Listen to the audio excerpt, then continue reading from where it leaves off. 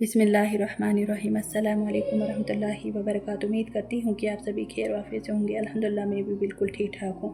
آج کی ویڈیو کا آغاز ہم اس دعا سے کرتے ہیں، یا ربی میری اور آپ کی ہر جائز دعا قبول فرما دے۔ یا ربی ہماری گناہوں کو معاف فرما اور ہمارے دلوں کو سکون دے، اور جو پریشان ہیں ان کی پریشانیوں کو دور کر دے۔ آمین ثم آمین۔ استغفار۔ اللہ تعالیٰ نے فرمایا، میرے بندو تم دن رات گناہ کرتے ہو، میں ہی گناہ بخشنے والا ہوں، تم مجھ سے مغفرت طلب کرو، میں تمہیں بخش دوں گا۔ استغفار کی بڑی فضیلت ہے۔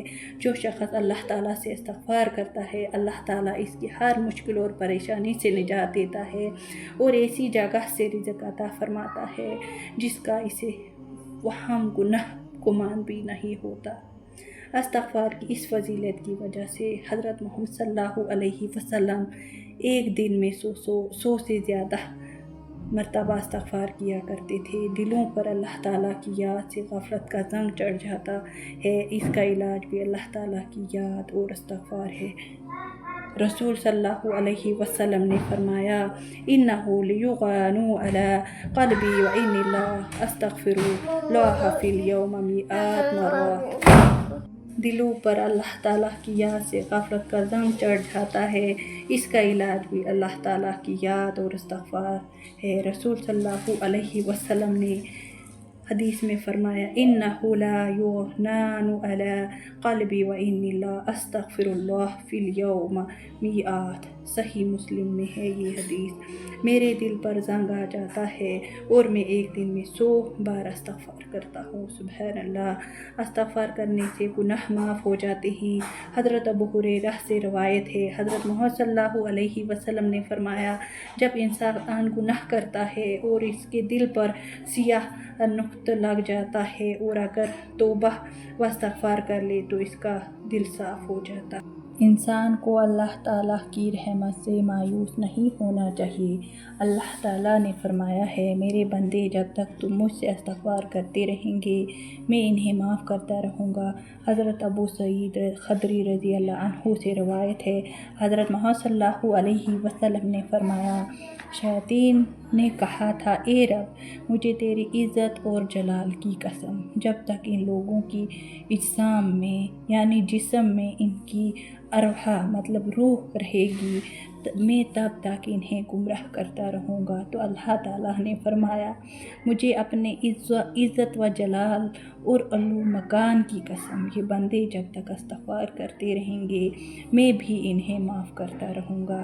اگر انسان شرک کا ارتکاب نہ کرے تو خواہ یہ زمین کے برابر گناہ کر لے اور اللہ تعالیٰ سے مغفرت طلب کر لے تو اللہ تعالیٰ اسے معاف فرما دے گا۔ سبحان اللہ۔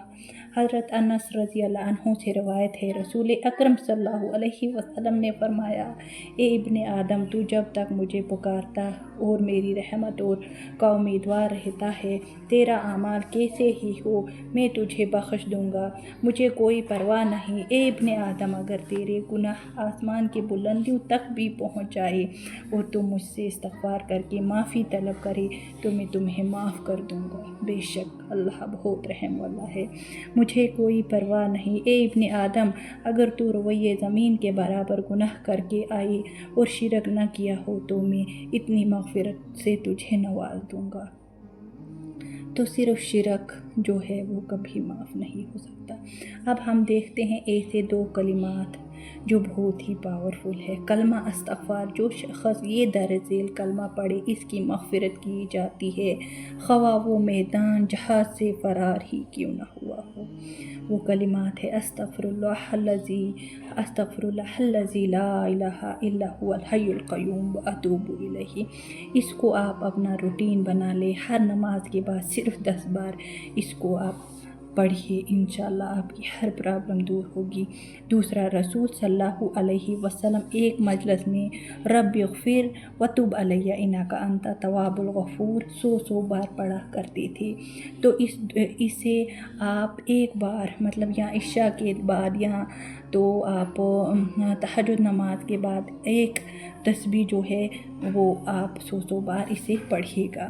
तो चलिए जी, अपना बहुत ज़्यादा ख्याल रखिएगा, मुझे अपनी दुआओं में याद रखिएगा, और अगर वीडियो अच्छी लगी हो तो चैनल को सब्सक्राइब कीजिएगा, वीडियो लाइक कीजिए। जज़ाकल्लाह खैर। अस्सलाम।